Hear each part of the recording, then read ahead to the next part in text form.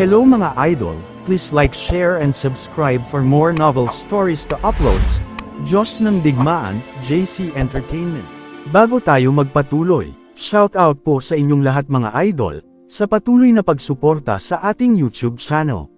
Maraming salamat po. Kabanata 2111. Walang imek na tinitigan ni Noel si Jack bago inikat ang tingin dito. Naririnig mo ba ang sarili mo? Magkaiba ang pakikipagdigma sa Modeled Origin Clan at pakikipagdigma sa Corpse Pavilion, okay. Ang isa ay kapantay natin at ang isa ay isang asosasyon ng clan sa ika-4 na baitang. Sa panahong iyon, hindi pa natin nasa sa atin ang desisyon kung gusto nating pumunta sa larangan ng digmaan dahil siguradong pipilitin nila tayong pumunta. Tumaas ang kilay ni Jack at depensibong sinabi, hindi naman sa tayo ang target ng Corpse Pavilion. May iba pang clan associations na lalaban din sa kanila. Isa pa, ang target nila ay maalis muna ang Thousand Leaves Pavilion, ibig sabihin sila ang magiging pangunahing puwersa sa bagay na ito habang tayo ay magsisilbing taga-suporta lamang. Nagkibit-balikat si Noel nang walang magawa ngunit ang kanyang mga labi ay nakadikit ng mahigpit. Mas inosente ka kaysa sa inaakala ko. Oo, ang Thousand Leaves Pavilion ang magiging pangunahing puwersa ngunit sa palagay mo ba ay isasakripisyo nila ang kanilang mga disipulo para protektahan tayo? Huwag kang magulat kung pretuhin nila tayo na parang mga alipin. Ano man ang mangyari, tayo ang magiging malas. Bilang isang informal na disipulo, maaaring hindi ako malaking tulong sa digmaan ngunit hindi ibig sabihin nito ay maaari kong suwayan ang mga utos kung ako ay ipapadala bilang bala ng mga kanyan. Isang tuyot at mapait na pakiramdam ang kumalat mula sa bibig ni Noel hanggang sa buong katawan niya na nagparamdam sa kanya ng matinding pagkailang. Tinaas ni Jack ang kanyang kilay at tinapik siya sa balikat. Hindi naman sa hindi niya naiintindihan ang nararamdaman ni Noel. Hindi pa nagsisimula ang digmaan. Sinabi ko na sa iyo ang lahat ng ito upang maihanda mo ang iyong sarili sa pag-iisip. Pagdating ng panahon, ikaw lamang ang makakapili ng landas na pinakamainam para sa iyo, sabi ni Jack. Hindi alam ni Noel kung tatawa o iiyak siya nang marinig ito. Nagkibit-balikat siya at sinabing, tama ka. Pero ano ang magagawa ko? Paano ko tatalikuran ang sarili kong samahan ng clan sa oras ng pangangailangan? Mas mabuti pang isuko ko ang aking pagkakakilanlan bilang isang informal na disipulo at tawagin akong duwag. Bamantong hininga si Brooke. Bilang isang runner-disciple, ang kanyang presensya ay karaniwang hindi kailangan sa larangan ng digmaan ngunit kahit na ganoon, malaki ang posibilidad na ipadala siya doon kung ang clan association ay maging desperado. Kung gayon, siya ay magiging walang iba kundi isang bala sa kanyan. Ang pag-iisip tungkol dito ay nagparamdam sa kanya na parang itinapon siya sa kumunoy, habang mas nagpupumiglas siya, mas mabilis ang kanyang pagkamatay. Galit na inihampas ni Noel ang tasa ng tsaa sa mesa. Puno ng galit ang mga mata niya. Ano ba ang iniisip ng mga walang hiya na yan mula sa Corpse Pavilion? Bakit pa nila sisirain ang kapayapaan ngayon? Hindi pa ba sapat na sila ang mamuno sa timog? Bakit pa nila kailangang pumunta rito para manggulo? Hindi kailangang malito at hindi kailangang questionin ang kanilang katalinuhan. May dahilan siguro kung bakit nila pinagdaanan ang lahat ng pagsisikap na ito at ang hula ko, may kinalaman ito sa lihim na lugar ng mga mapagkukunan, medyo nalungkot na sabi ni Jack. Pagkatapos, bigla niyang iniangat ang kanyang ulo at seryosong nagtanong, ano ang alam ninyong dalawa tungkol sa lihim na lugar ng mga mapagkukunan? Kailangan nating magpalitan ng lahat ng impormasyong mayroon tayo upang malaman natin kung bakit ganito kahaba ang pinagdadaanan ng Corpse Pavilion at kung bakit walang ginagawa ang Thousand Leaves Pavilion tungkol sa kanila. Kumunat ang noo ni Noel at nag-isip bago sumagot, sa totoo lang, wala akong ideya kung ano. Nabalitaan ko lang na ang sikretong lugar ng mga mapagkukunan ay maraming kayamanan at mapagkukunan at parehong gustong angkinan ng Dole Sovereign Pavilion at ng Modeled Origin Clan ang lugar para sa kanilang sarili. Kaya nga nangyari ang digmaan. Pero siguro, hindi dapat masyadong mahalaga ang mga bagay na iyon, kung hindi, bakit hindi ito angkinan ng Thousand Leaves Pavilion para sa kanilang sarili? Bilang pinuno ng hilaga ng West Cersei State, ang Thousand Leaves Pavilion ay hindi lamang nagkaroon ng malakas na impluensya kundi sinakop din nito ang halos lahat ng mga mapagkukunan, upang patuloy silang lumago at umunlad. Kabanata 2112. Gaya ng nabanggit ni Noel, kung ang lihim na lugar na ito ng mapagkukunan ay napakahalaga, tiyak na hindi papayagan ng Thousand Leaves Pavilion ang dalawang asosasyon ng clan sa ikatlong baitang na magkompetensya para dito, tiyak na aangkinin nila ito. Putol ni Brooke sa sandaling iyon, siguro may natuklasan silang napakahalagang bagay sa lihim na lugar ng mga mapagkukunan at nakarating ang balita sa pandinig ng Corpse Pavilion. Kaya naman hindi sila nag-aksaya ng panahon para pumunta rito para kunin ito para sa kanilang sarili. Tumango si Noel. Lohikal naman ang sinabi ni Brooke, pero nagtanong siya, kung gayon, bakit walang gagawin ang Thousand Leaves Pavilion tungkol sa kanila? Ayon kay Brother Jack, ang hanay ng mga patibong sa paligid ng Mount Beasts ay naroon ng mahigit 10 araw. Walang sino man, maliban kay Kuya Jack, ang lumabas sa 10 araw na iyon. Sino mang may kaunting talino ay tiyak na makakaalam ng isang bagay na mali at magpapadala ng isang tao upang imbestigahan ang bagay na ito. Tiyak na may matutuklasan sila kung gagawin nila iyon. Hindi ito isang bagay na madaling makaligtaan kaya paanong walang ginawa ang Thousand Leaves Pavilion at ang ating Dual Sovereign Pavilion? Hindi ba ito kakaiba para sa iyo? Ano ba talaga ang plano nila? Parehong natulala sina Jack at Brooke sa mga tanong niya. Mukhang hindi nila malalaman kung ano ang nangyayari hanggat wala silang karagdagang impormasyon. Ito at lahat ng iba pang mga tanong ay paulit-ulit na tumatama sa kanilang mga bungo. Nagsimulang sumakit ang utak ni Jack at itinaas niya ang kanyang mga kamay bilang tanda ng pagsuko. Hindi natin dapat pahirapan ang ating mga sarili, sinusubukang unawain ang mga bagay-bagay gamit ang kaunting impormasyon na mayroon tayo. Magiging malinaw din ang mga bagay-bagay kung bibigyan natin ito ng kaunting oras. Isa pa, ang katotohanan ang laging mananaig. Samantala, kailangan lang nating bigyang pansin ang ating paligid. Nag-usap pa sila ng kaunti. Si Noel ang naka-duty ng araw na iyon kaya nauna siyang umalis. Aalis na sana si Brooke nang hilingin ni Jack na pumunta siya sa 7 Stars Hall para sa kanya upang ipagpalit ang nakuha niyang loot mula sa Mount Beasts para sa ilang contribution points. Inilagay ni Jack ang bangkay at ang spirited core ng Frostwolf, pati na rin ang mga bangkay at spirited core ng iba pang mga halimaw na kanyang hinabol, sa mesa ng may malakas na kalabog. Agad na napuno ng amoy ng metal na dugo ang silid. Nanlaki ang mga mata ni Brooke at nanginginig na itinuro niya ang mga bangkay gamit ang nanginginig na daliri. Diyos ko, lahat sila ay likas na halimaw. Nakakamangha talaga na nakapatay ka ng napakaraming halimaw ng mag-isa. Kumunat ang noo ni Jack dahil sa pagkalito. Bakit siya gulat na gulat? Nakita na niya ang kaya kong gawin sa Wager Battle Arena, di ba? Kaya, hindi ba normal lang na kaya kong pumatay ng ilang innate level monsters? Halatang halata ang pagkalito ni Jack dahil agad na naintindihan ni Brooke ang iniisip niya. Umangat ang gilid ng kanyang mga labi at sinabing, karaniwang grupo-grupo ang mga disipulo kapag nangangaso sa Mount Beasts. Hindi dahil gusto nila kundi, dahil kailangan nila dahil napakadelikado doon, lalo na kung makakasalubong mo ang isang kawan ng mga halimaw. Sa oras na iyon, hindi mo lang kailangang labanan ang halimaw sa harap mo kundi kailangan mo ring bantayan ang iba pang mga halimaw. Doon magiging kapaki-pakinabang ang pagkakaroon ng isang kasamahan sa koponan. Hindi pa kasama rito, tanging ang mga napakalakas lamang ang maglalakas loob na pumasok sa mga lugar kung saan aktibo ang mga innate level monster. Sa wakas ay naintindihan na ni Jack kung bakit nabigla si Brooke sa mga bangkay ngunit hindi talaga ganoon kalaki ang iniisip ni Jack noong nangangaso siya ng mga halimaw. Ang tanging nasa isip niya ay patayin ang mga halimaw at makaalis doon sa lalong madaling panahon. Kabanata 2113. At nariyan din ang katotohanan na aksidente niyang natagpuan ang mga halimaw na ito sa lugar ng mga halimaw na may antas na acquire, kung saan hindi sila kilalang aktibo. Alam na niya ngayon na ang mga innate level monster ay walang ibang pagpipilian kundi ang tumakas patungo sa paligid ng bundok dahil ang kanilang karaniwang lugar ay okupado ng Corpse Pavilion. Tumawa ng matamlay si Jack at sinabing, siguro swerte lang ako, o baka naman talagang malakas talaga ako. Haha, medyo natigilan si Brooke sa sinabi niya. Nako, nakakainis na ikumpara ang sarili ko sa iyo. Hindi talaga ako pupunta sa bundok ng mag-isa. Para na rin yan sa paghahanap ng kamatayan. Hindi pa rin ako makapaniwala na ikaw lang mag-isa ang pumatay sa lahat ng halimaw na ito. Sa tansya ko, makakakuha ka ng hindi bababa sa 400 contribution points para sa mga to. Tama ang tansya ni Brooke. Sa kabuuan, nakatanggap si Jack ng 430 contribution points, higit pa sa kanyang inaakala. Ang mga puntos ay dapat tumagal ng matagal para sa kanya kung gagamitin niya ang mga ito ng matalino. Tutal, hindi niya kailangan gamitin ito sa martial art techniques and martial skills hall o sa konsultasyon sa mga matatanda, kaya para sa kanya, sapat na ang mga contribution points na ito. Kinagabihan, pumunta si Jack sa Soul Hall. Nagkataon lang na naka-duty din si Noel ngayong gabi.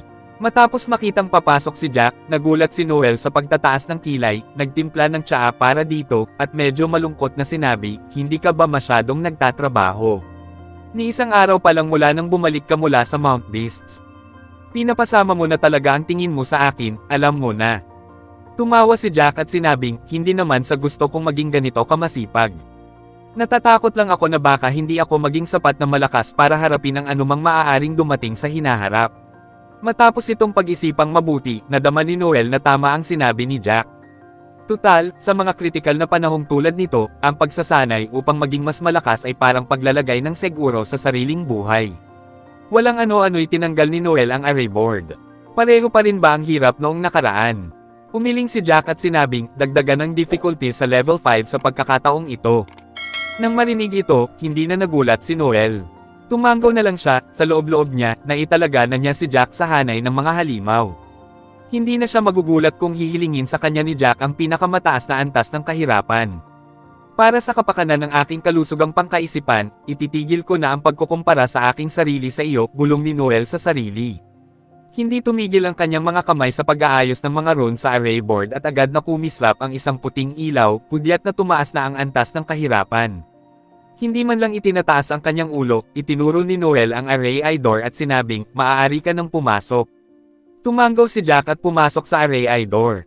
Nang makapasok siya, naramdaman niya ang pamilyar na pakiramdam habang binabalot siya ng dilim. Para bang nilalamon ang lahat at maging ang oras at buhay ay nawala ng kahulugan doon. Bago tayo magpatuloy, shout out po sa inyong lahat mga idol, sa patuloy na pagsuporta sa ating YouTube channel. Maraming salamat po. Kabanata 2114. Bumukas ang hanay na may tunog na pagbasag, at ang mga alon ng soul shockwave ay sumugod patungo kay Jack nang walang pagpipigil. Huminga ng malalim si Jack at nagsimulang magnilay-nilay. Patuloy niyang ginagawa ang mga selyo gamit ang kanyang mga kamay at ang natitirang kapangyarihan mula sa Shattered Soul Crystal na nakatatak sa kanyang katawan ay naaktibo. Mas madaling bumuo ng mga soul sword sa ilalim ng suporta ng natitirang kapangyarihan mula sa Shattered Soul Crystal. 10 araw ang lumipas sa isang kisap mata at matagumpay na nakabuo si Jack ng 5 pang soul sword matapos gamitin ang huling natitirang kapangyarihan mula sa Shattered Soul Crystal. Nangangahulugan ito na kaya ni Jack na bumuo ng 15 soul sword para magsagawa ng mga pag-atake sa panahon ng mga laban. Hindi na nila kailangang lumaban ng ganito katagal at si Robin ay papatayin ni Jack sa isang atake lang kung makakasalubong niya si Robin ngayon din. Huminga ng malalim si Jack at nagpasyang itigil ang pagsasanay. Tutal, ang aktwal na laban lang ang tanging batayan ng lakas ng isang tao sa pakikipaglaban at plano niyang magsagawa ng 2 laban pagkatapos niyang umalis sa hanay. Bumukas ang pinto ng array eye at unti-unting lumabas si Jack. Kakabalik lang niya sa totoong mundo nang marinig niya ang malamig na pagyuko ni Noel at walang emosyong nagsalita. Anong kinalaman nito sa akin? Hindi ako aalis, kahit si Wesley ay sumusunod lang sa gusto ng kapatid niya. Ano ang magagawa ko? Si Zane, na nakaupo sa tabi ni Noel, ay tila tuwang-tuwa. Pakiramdam ko ay hindi natin masasabi ang lahat ng sigurado. Paano kung gusto kanya talaga? Inikat ni Noel ang tingin kay Zane at hinawakan ang damit ni Zane para maglagay ng distansya sa pagitan nila nang lumitaw ang isang nakakadiring tingin sa mukha nito. Hoy, nakakain ka ba ng maraming spirited herbs nitong mga nakaraang araw at nakalimutan mo na ang iyong karaniwang kaalaman? Sinong napiling disipulo ang hindi pinili mula sa mga formal na disipulo? Lumaki ang mainit na diskusyon sa pagitan nilang dalawa kaya't hindi nila namalayan na bumukas na ang array eye door at lumabas na si Jack sa array. Nag-uusisa si Jack na lumapit sa kanila nang marinig ang kanilang pinag-uusapan. Sino nga ba talaga ang may gusto sa kanino? May kapatid ba si Wesley? Nagulat ang dalawa sa biglaang pagkaantala at muntik nang mapatalon si Zane mula sa kanyang kinauupuan. Kumunat ang noo ni Noel at nagsalita ng may baluktot na ekspresyon sa mukha. Jack, pusa ka ba? Hindi ka man lang umiimik kapag lumalabas ka. Tinatakot mo ba kami hanggang sa mamatay kami? Nagkibit balikat si Jack nang walang magawa. Hindi ninyo narinig ang malakas na tunog ng bumukas ang array eye door at sinisisi ninyo ako sa hindi paggawa ng ingay noong kayong dalawa ay nakatutok sa inyong diskusyon. Sige, huwag na nating pag-usapan ang mga walang kwentang bagay na ito. Pakisabi muna sa akin, ano ang pinag-uusapan ninyo? May kapatid ba si Wesley?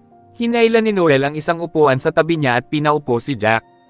Hindi tumanggi si Jack sa sinabi nito at nagtimpla ng tsaa pagkatapos umupo. Simula noon, itinuring na ni Noel si Jack bilang matalik niyang kaibigan at sinimulang ikwento ang lahat ng alam niya. Matapos marinig ni Jack ang buong kwento, nagsalita siya ng may matigas na boses. Ekspresyon sa kanyang mukha. Ibig mo bang sabihin ay nakakakuha si Elder Godfrey ng isang disipulo at ito lang ang magiging pipiliin niyang disipulo? Tumanggaw si Noel at sumulyap kay Jack nang may makahulugang tingin sa mga mata. Dahil nasa tabi pa rin nila ang runner-disciple na si Zane, hindi niya maipaliwanag ng diretso ang mga bagay-bagay. Tama, nagulat din ako rito. Naalala ko na minsang sinabi ni Elder Godfrey na hindi siya tatanggap ng kahit sinong disipulo. Nagtataka ako kung bakit bigla kang nagbago ng isip ngayon. Huminga ng malalim si Jack ngunit hindi nagsalita dahil sa samot-saring mga iniisip ang tumatakbo sa kanyang isipan. Kabanata 2115. Hindi alam ni Zane ang tungkol sa isyu sa pagitan ni Jack at Elder Godfrey. Kaya naman, medyo nagsalita siya ng may pagkaosyoso, pakiramdam ko ay pinabayaan na ni Elder Godfrey ang mga bagay-bagay. Dati, nakatutok siya sa pagsasanay. Ngayon, pakiramdam niya ay magiging masyadong nakakabagot ang buhay niya kung magtutuon na lang siya sa pagsasanay. Tiyak na hindi ito kasing reward ng pagkuha ng disipulo at pagtuturo sa taong iyon ng lahat ng alam niya. Inikat ni Noel ang tingin kay Zane. Hoy! Pwede ba tumigil ka na sa panghuhula sa iniisip ng matanda gamit ang sarili mong mga iniisip? Tutal, baka may kanya-kanyang plano naman sila. Tumawa ng tuyo si Zane. Tama ka, sa ngayon, si Elder Godfrey ay isa na sa mga formal na elder, at batay sa ating mga patakaran, dapat natin siyang tawaging Elder 11. Karaniwan nilang hindi tinatawag ang kanilang formal na mga nakatatanda gamit ang kanilang mga apelyido. Sa halip, tinatawag nila ang mga ito batay sa kanilang ranggo. Sa ngayon, si Elder Godfrey ay nasa pang-11 kaya dapat nila siyang tawagin bilang Elder 11. Natulala si Jack ng ilang sandali bago siya biglang nagtanong. Kumusta naman ang suporta ni Wesley, Elder Sayer? Ano ang ranggo niya? Bakit ninyo siya tinatawag na Elder Sayer sa halip na sundin ang ranggo niya? Malinaw na gustong-gusto ni Zane na ipakita ang kanyang kaalaman kaya nagmadali siyang iparating ang impormasyon kay Jack sa sandaling ito. Si Elder Sayer ay nasa ika-8 pwesto at ayon sa mga patakaran, dapat natin siyang tawagin bilang Elder 8. Gayunpaman, hindi gusto ni Elder Sayer ang pangalang ito sa hindi malamang dahilan at talagang kinasusuklaman niya kapag tinatawag siya ng iba bilang Elder 8. Kaya naman, tinatawag siya ng lahat bilang Elder Sayer upang hindi siya masaktan. Hindi napigilan ni Jack na mapataas ang kanyang kilay nang marinig ito. Hindi niya inaasahan na nasa ika-8 pwesto si Elder Sayer at nangangahulugan iyon na medyo malakas siya. Hindi nakakapagtaka na napaka-arrogant ni Wesley. Dahil kay Elder Sayer bilang suporta, nagkaroon siya ng lakas ng loob na maging kumpiyansa. Bumantong hininga si Jack at patuloy na nagtanong, sino ang kapatid ni Wesley? Bakit hindi ko pa siya naririnig noon? Mabilis na sinagot ni Zane ang tanong. Maunlad ang populasyon ng pamilyang Sayer at natural lamang sa kanilang pamilya na magkaroon ng higit sa isang Wesley Sayer. Ang nakatatandang kapatid ni Wesley na si Oliver Sayer ay isa sa aming mga formal na disipulo. Batay sa karaniwang gawain, dapat sana ay naging piniling disipulo ni Elder Sayer si Oliver. Gayunpaman, naging formal na disipulo na siya sa loob ng 6 na buwan ngunit hindi siya naging isang piniling disipulo sa hindi malamang dahilan. Hindi mo siya kilala dahil wala siya sa sekta noong mga buwang ito dahil lumabas siya upang tapusin ang kanyang misyon. Dahil kapatid ni Wesley si Oliver, dapat ay malapit ang kanilang relasyon.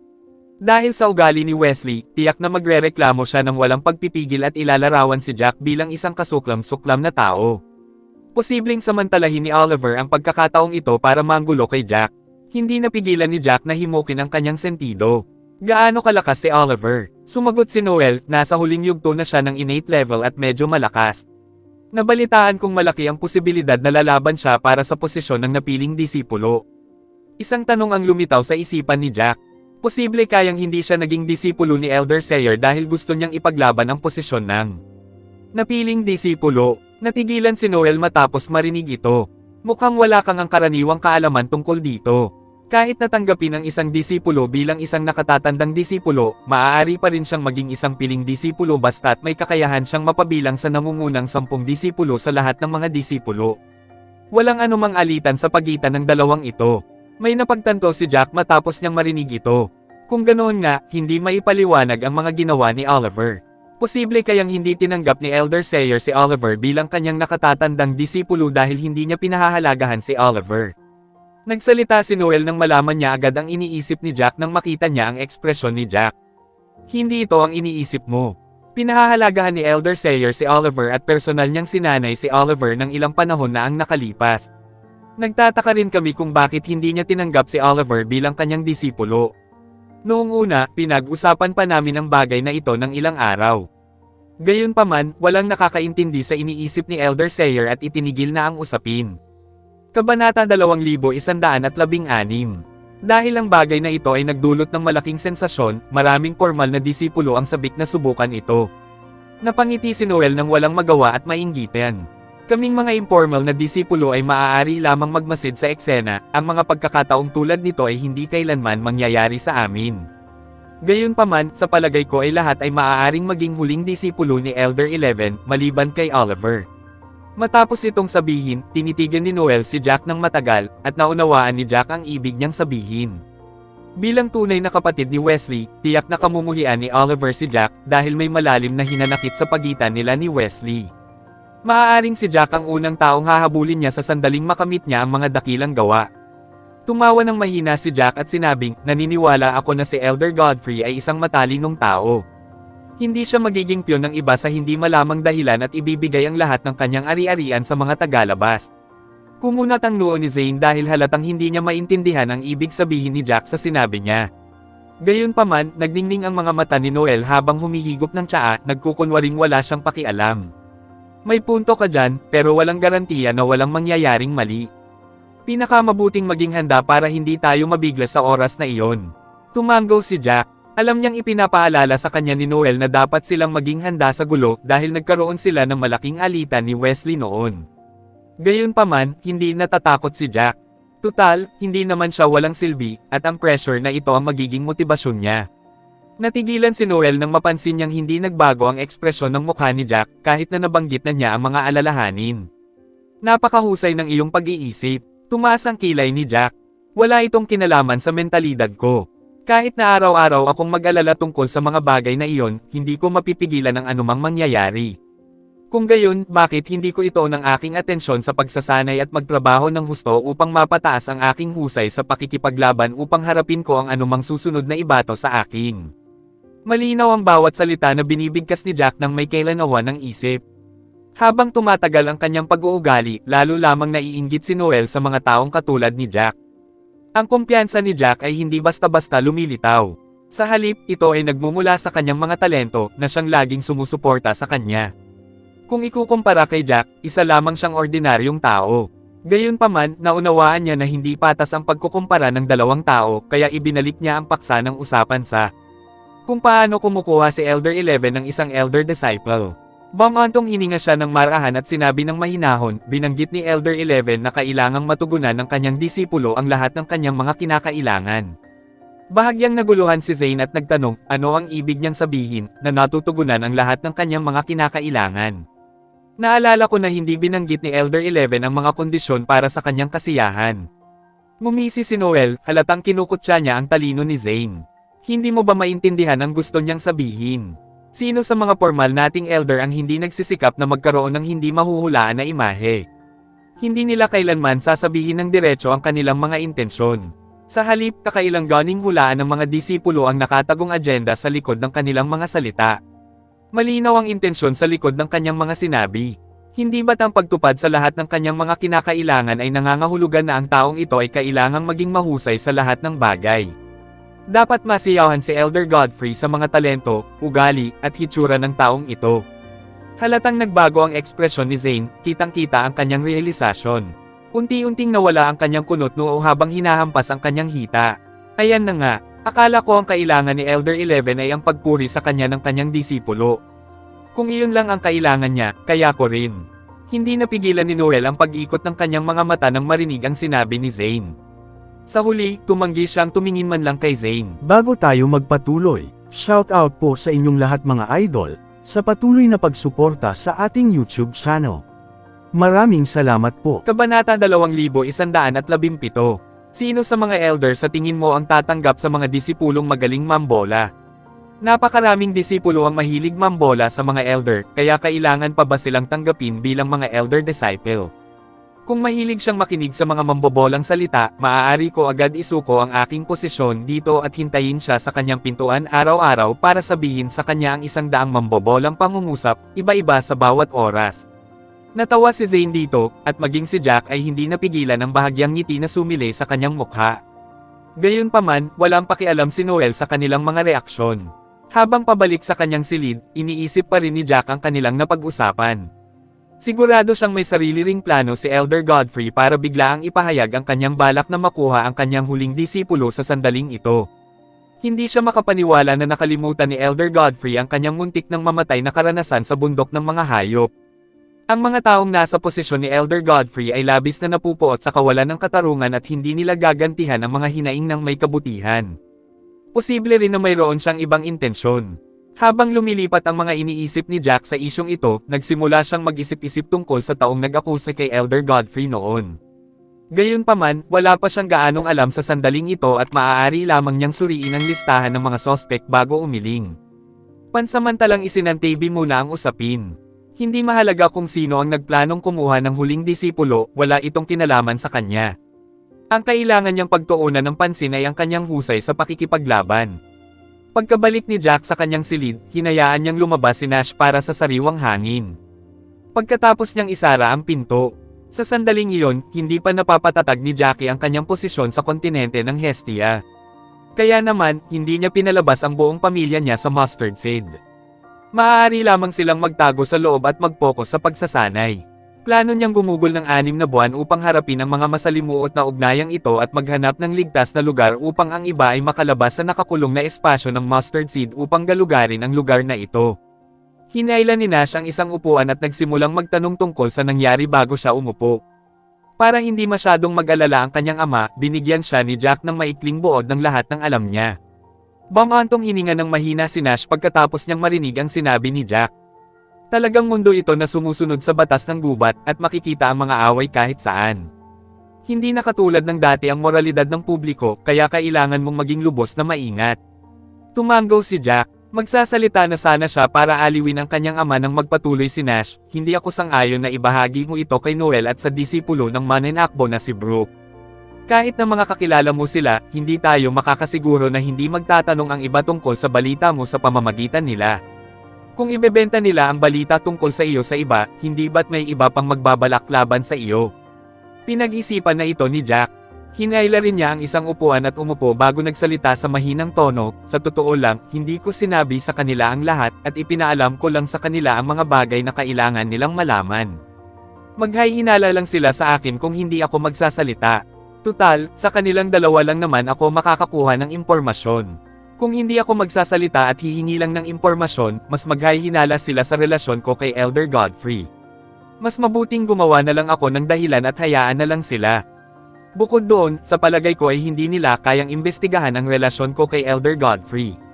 Tutal, nagkita silang dalawa sa gilid ng Mount Beasts.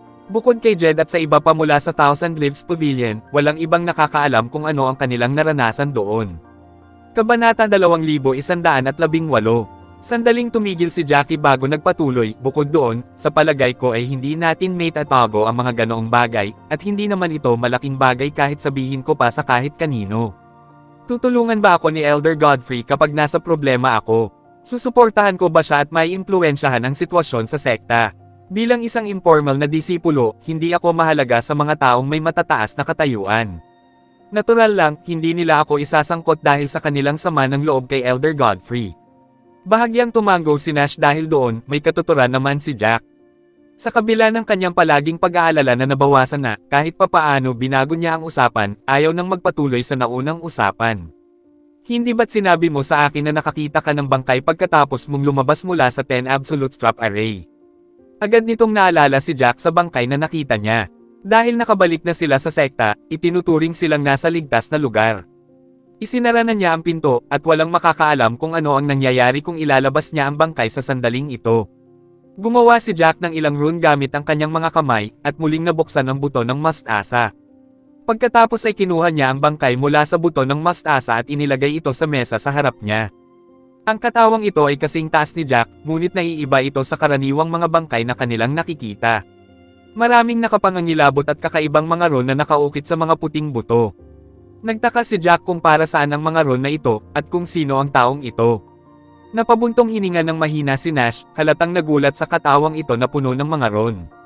Napaisip siya ng malalim bago nagtanong, wala bang space ring sa katawang ito? Ang singsing na pangkalawakan ng pinakakaraniwang bagay na maaaring iimbak sa kontinente ng Hestia, at ang mga dakilang maestro ay karaniwang mayroon nito para sa kanilang sarili. Gayunpaman, ang singsing na pangkalawakan ay nabubulok din dahil sa kawalang tatag ng panloob na istruktura nito sa paglipas ng panahon, at walang anumang suporta mula sa tunay na enerhiya ng isang tao. Gayunpaman, ang katawang ito ay hindi mukhang isang ordinaryong tao, at maaaring isa pa siyang master mula sa labas ng kontinente ng Hestia. Kung ganoon nga, ang kanyang space ring ay dapat na nasa mas mataas na antas kumpara sa mga normal na master, at ang panloob na espasyo ay hindi dapat nagkahiwa-hiwalay kahit na maraming taon na ang lumipas. Umiling si Jack. Mula nang makita niya ang katawang ito, hindi niya namamalayang hinahanap niya ang space ring sa katawan. Gayunpaman, tanging ang mga scattered soul crystal sa sahig lamang ang nakita maliban sa berdeng damit na suot ng taong ito. Hindi napigilan ni Nash ang maghinagpis, wala bang singsing na pangkalawakan. Kakaiba yan. Maaaring meron nga, pero baka may kumuha nito. Tutal, bawat Panginoon ay may dalang singsing na pangkalawakan maliban na lang kung ang singsing na pangkalawakan ay nasira habang lumilipas ang panahon. Gayunpaman, mayroon pa ring bakas ng pag-iral nito, tulad ng mga piraso ng sirang singsing, kahit na ang espasyo ay nasira na at hindi na ito magagamit. Gayunpaman, mas lalong naguluhan si Nash nang marinig niya mula kay Jack na wala ni isang bakas ng pag-iral nito ang makikita. Bahagyang ikinumpas ni Jack ang kanyang kamay. Huwag na nating pag-usapan pa ito, magpatuloy na tayo. Bukod pa riyan, ang paglitaw ng katawang ito sa labas ng 10 Absolute Strap Array ay isang kadudadadang bagay. Dahil hindi natin alam kung ano ang nangyari, hindi natin dapat isipin ito ngayon. Tumanggaw si Nash at walang magawang sinabi. Ang halaga ng katawang ito ay ang mga ron na nakaukit sa mga buto lamang. Gayunpaman, naiintindihan mo ba ito? Agad na umiling si Jack. Bagamat maraming mahahalagang alaala ang iniwan sa akin ng dakilang Panginoon, hindi ko pa rin maintindihan ang mga ron na ito. Napangiti ng mapait si Nash at sinabing, kung gayon, walang silbi sa atin ang katawang ito ngayon. Maaaring matuklasan natin ang sikretong ito sa hinaharap pero ngayon ay wala. Kumaway si Jack at pinutol ang sasabihin ng kanyang ama bago pa man matapos ni Nash ang sasabihin. Pagkatapos ay iniunat niya ang kanyang kamay para ituro ang kanang kamay ng bangkay na ito. Nakakuyom ng mahigpit ang kanang kamay ng bangkay. Nakakagulat, ang mga buko-buko sa kanang kamay ng bangkay na ito ay makapal at malalaki sa hindi malamang dahilan, 2 hanggang 3 beses na mas makapal kaysa sa mga buto ng isang normal na tao. Mga daliri, napakakapal ng mga ito kaya hindi makita ni Jack kung ano ang hawak ng mahigpit ng taong ito kahit na nakikinig siya ng maayos. Kabanata 2119. Kumunat ang noo ni Nash at itinoon din ang pansin sa kanang kamay ng bangkay. Itinaas pa niya ang kanang kamay na parang kalansay ng bangkay, at nakita lang niya mula sa gilid na ang kanang kamay ay nakahawak sa isang transparent na kristal. Gayunpaman, wala silang ideya kung ano ang transparent na kristal na ito. Nagpalitan ng tingin ang mag-ama at inabot ang kanang kamay ng namatay, sinusubukang tanggalin ang mga daliri. Noong una ay inakala nilang mahihirapan silang ibuka ang kamao dahil sa higpit nito, ngunit parehong may narinig sina Jackie at Nash na parang may pumutok. Parang may mekanismong na-activate nang subukan nila ito. Gulat na gulat ang dalawang lalaki, binitawan ang kanang kamay na parang kalansay. Bumagsak ang kamay sa mesa ng may kalabog, at ang mahigpit na nakasara na mga buko ay bumukas, nakalapag ng patag sa mesa. Ang kristal na mahigpit na hawak ng kamay ay lumitaw din sa harap ni na Jack at Nash. Ito ay isang transparent na kristal na kasinlaki ng isang palad, at nababalot ito ng isang uri ng kumikinang na pulang likido sa loob. Agad na nakuha ng pulang likido ang atensyon ni Jack. Itinoon niya ang pansin sa pulang likido at napansin na tila may buhay ang likido. Ang likido ay rumaragasa sa kristal at tila masigasig na sinusubukang kumawala mula sa mga paghihigpit ng kristal. Bukod pa riyan, may ilang mga salitang nakaukit sa kristal. Kumunat ang noo ni Jack at walang malay na hinaplos ang baba niya habang sinasabing, mga rune o spell na naman yan. Hindi inaasahan, nabuhayan ng loob si Jack at sinabing, hindi ito mga rune o spell, isa itong uri ng teksto. Agad na tumingin si Nash kay Jack nang may pagtataka. Paano mo nalaman na isa itong uri ng teksto? Kilala mo ba ito? Tumanggaw si Jack, at sari-saring emosyon ang sumilay sa kanyang mga mata. Bamantong hininga siya ng marahan bago itinuro ang mga salita at sinabing, ito ay isang tekstong matatagpuan lamang sa Divine Void World. Bilang isang first-grade world, ang Divine Void World ay may sariling kabihasnan. Kaya naman, ang wika at mga tekstong ginagamit nila ay iba sa atin. Ang mga salitang nakaukit sa kristal ay mula sa Divine Void World, at ang ibig sabihin nito ay ang pulang likido sa kristal ay isang patak ng dugo mula sa Ancient Eclipse Dragon. Nanlaki ang mga mata ni Nash sa gulat. Dugo ba ito ng dragon? Tumanggaw si Jack nang may seryosong ekspresyon sa mukha. Walang duda, dugo ito ng dragon. Gayunpaman, hindi ito dugo ng isang purong lahi ng dragon, kundi isang sangay ng angkan ng dragon, ang sinaunang dragon ng Eclipse. Gayunpaman, ito ay dugo ng isang mythical na halimaw. Deklare ni Jack, tila nanginginig ang boses habang nagsasalita. Kabilang sa mga alaalang iniwan sa kanya ng dakilang Panginoon ay ang pagpapakilala sa angkan ng mga dragon. Ang angkan ng mga dragon ay isang malaking lahi, at tanging ang mga purong lahi lamang ang napakalakas. Ang ilan sa mga purong lahi ay mayroon pang lakas na maihahambing sa pinuno ng mga angkan ng Divine Void World. Ang sinaunang dragon na Eclipse ay hindi maituturing na purong lahi, ngunit minana nila ang 70% ng dugo ng angkan ng mga dragon. Itinuturing silang isang mas malakas na sangay sa angkan ng mga dragon at maaaring tawaging mga mythical na hayop.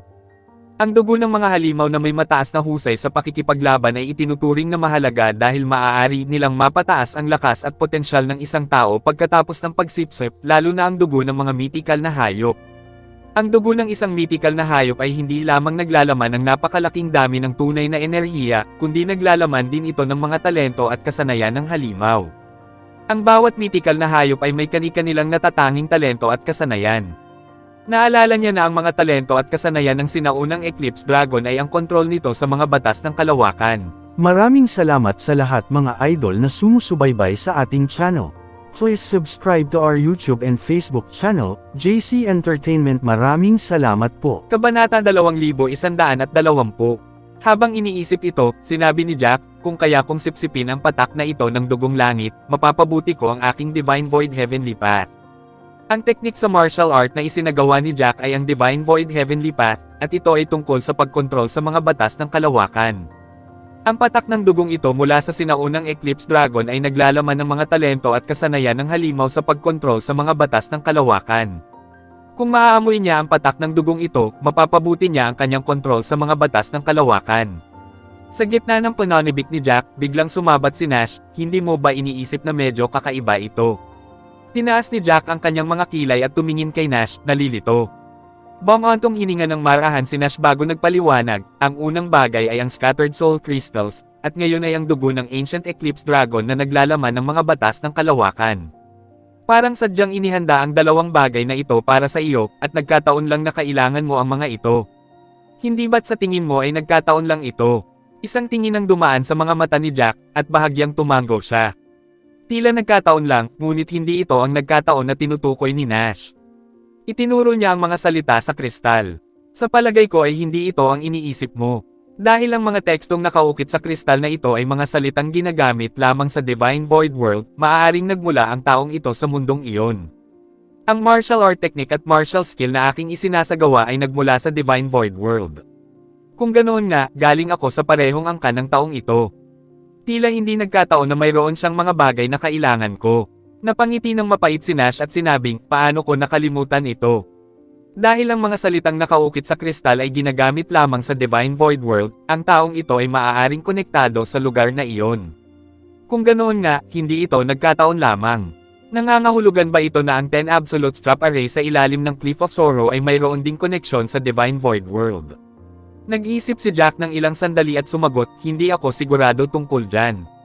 Gayunpaman, sa palagay ko ay may dahilan kung bakit lumitaw ang katawang ito sa labas ng 10 Absolute Strap Array. Kung konektado sila, tiyak na isang malaking misteryo ito. Iniisip ko lang kung may kinalaman ba ito sa malaking sakuna na nagdala sa Divine Void World. Iniunat ni Nash ang kanyang kamay at inilagay ang kristal na naglalaman ng dugo ng sinaunang Eclipse Dragon sa mga kamay ni Jack. Maaari mo nang suriin ang mga bagay na ito mamaya, kapag lumakas ka na. Sa ngayon, dapat kang tumuon sa pagpapahusay ng iyong mga kakayahan. Kumunat ang noo ni Jack habang hinihigpitan ang hawak sa kristal sa kanyang palad at tumango. Sa sandaling ito, isang biglaang katok ang lumitaw sa labas ng pinto, kasabay ng mga boses na parang nagmamadali. Senior Brother Jack, nandyan ka ba? Si Brooke pala. Kasunod nito, narinig din ang boses ni Noel mula sa labas ng pinto, saan pa kaya siya naroon? Ngayon, alinman sa nananatili siya sa maliit niyang silid o bumibisita sa Soul Hall. Dahil hindi namin siya nakita sa ibang lugar, siguradong nasa loob siya. Ano nga ba ang ginagawa niya? Napahadjejek si Jack habang ibinabalik ang bangkay at si Nash sa mustard seed. Pagkatapos niyang gawin iyon, inayos niya ang medyo nakakalat na mesa bago niya binuksan ang pinto. Anong nangyari? Sumenya si Noel gamit ang kanyang baba. Mag-usap tayo sa loob. Naunawaan din ni Jack na hindi komportable para sa kanila ang mag-usap ng harapan. Tumabi siya at pinapasok silang dalawa sa kanyang silid. Malinaw na pamilyar na sila sa silid ni Jack habang nagsasalin sila ng tsaa at naupo sa mga upuan sa silid. Pagkatapos niyang humigop ng tsaa ay sakalang nagsalita si Noel, nagkakagulo na ang sitwasyon sa labas, at nagpapahinga ka pa rin sa kwarto mo. Nakuha ng mga salita ni Jack ang atensyon. Anong nangyayari sa labas? May nagbunyag ba tungkol sa Corpse Pavilion, at hiniling sa atin na sumali sa larangan ng Please digmaan? subscribe and hit the notification bell for more novel stories. JC Entertainment.